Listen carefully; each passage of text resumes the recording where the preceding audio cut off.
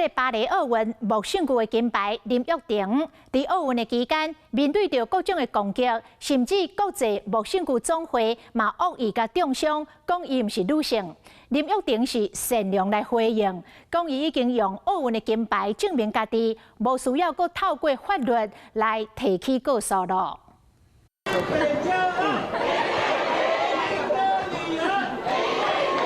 台湾查某囝林玉婷伫咧巴黎奥运摕到金牌，毋过一路行过来，深受性别的争议。面对真侪种的攻击，伊做人真有量。落尾歪过国际军场，林玉婷嘛发表声明讲，已经用奥运金牌证明互大家看。我觉得法律途径并不会解决这个事情，因为你旷日费时，而且打国际战，你看他刚开个国际记者会就可以开成这样子。 应该他跟罗琳是同一国的。毕竟奥运期间，国际军场 IBA 嘛无想要互林玉婷遮尔好食困，佮召开记者会想要影响伊比赛。另外一位法国木胜区选手桑维克嘛感受真深，因为进前当接受到 IBA 质疑，要求伊当场痛哭，想要看伊是查甫还是查某。Ça fait plusieurs années que ça dure.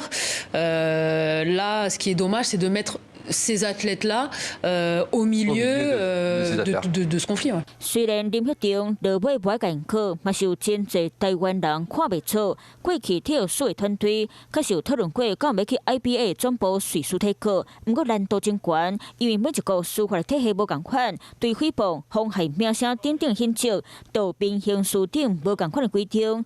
当地法院袂当以对案件无管辖权的理由来受理。There's no, scientific, test or anything that can define a human. 讲到性别的争议，佮包括南非电竞选手塞曼亚，因为伊是 DST 先天性别发展精彩的相信人。国际电总规定，塞曼亚为2018年以后，就无法度参加比赛，除非透过优化将教官所高度降到标准以下。当时塞曼亚就甲国际电总伫咧相告，伫个2023年才伫咧欧洲人权法院得到胜诉。毋过，赶快爱遵照世界电总的规则，今日当转换参加3000公尺以上的走标项目。 小过过程，互西曼也讲有影是真险，今日当奋战到底。女性运动员对抗国际组织，就亲像金高系对抗海洋，凡事就是这个原因，才互林玉婷决定不提高。